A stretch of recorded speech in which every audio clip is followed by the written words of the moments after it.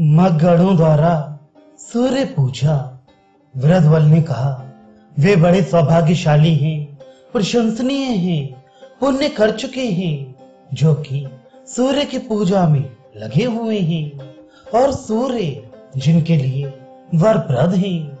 परंतु मनुष्य जाति तो अनित्य है, अतः जो लोग देव पूजा में निरत हैं, उनके लिए तो सब कुछ यही पर्याप्त है। तब उन्हें परलोक में क्या फल मिलता है?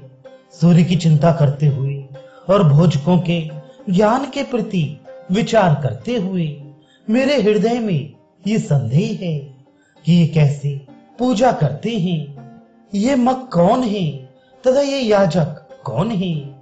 इनका श्रेष्ठ ज्ञान क्या है और कौन उनका इष्ट देवता है? इन सारी बातों को मुझे यथोचित रूप से बताने की कृपा करें। वशिष्ठ जी कहते हैं, ये मग ब्राह्मण मोक्षवादी हैं, कर्म योग के आश्रित हैं और मनोरम पुष्पों और फलों से भगवान सूर्य का यज्ञ करते हैं। इसी प्रकार अन्नों, औषधियों और घी के होमों से यह लोग मंत्रोच्चारण सहित यज्ञ करके परम होम का पान करते हैं। उन परम होम का पान करने के कारण वे पवित्र आत्मा वाले और निष्पाप होकर परम दिव्य सूर्य की 20वीं तेजस्विनी कला को प्राप्त कर लेते हैं। यज्ञ कर्म के साधन में सूर्य की एक मूर्ति तो अग्नि में विद्यमान है और दूसरी प्रकाश करने वाली मूर्ति आकाश में वायु मार्ग में विद्यमान है। उससे ऊपर तीसरी मूर्ति है जो कि सूर्य का मंडल कही जाती है। वह मंडल ऋचाओं से युक्त है, दिव्य है, अमर है और अव्यय है। इसी मंडल के बीच में सत और असत आत्मा वाला वह पुरुष सूर्य बीच में विद्यमान है, जो कि क्षर भी है और अक्षर भी है, स्थूल है और महासूक्ष्म भी। वह कला विहीन भी है और कलाओं से युक्त भी है। इस प्रकार दो रूपों में वह समस्त जीवों में व्यवस्थित दृष्टिगोचर होता है।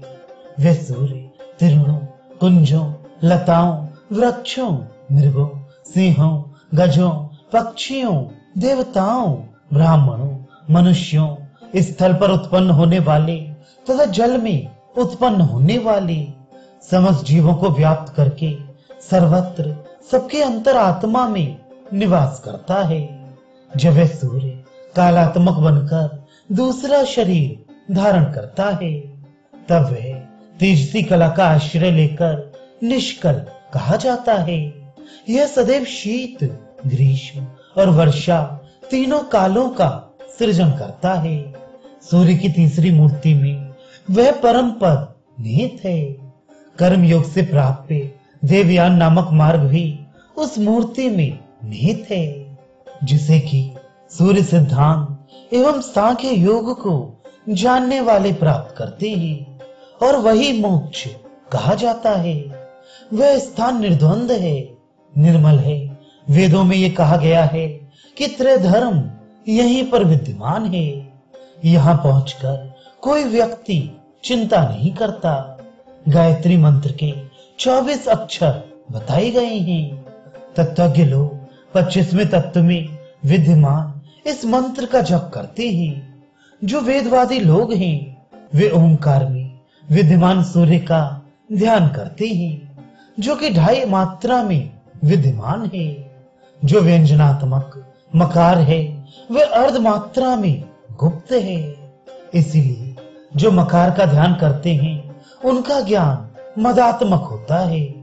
इस प्रकार मैंने मकारक ध्यान के संबंध में ये बातें बताई। धूप, मालाओं, जपों और उपहारों से जो सूर्य का यजन करते हैं, इसलिए वे याजक कहलाते हैं।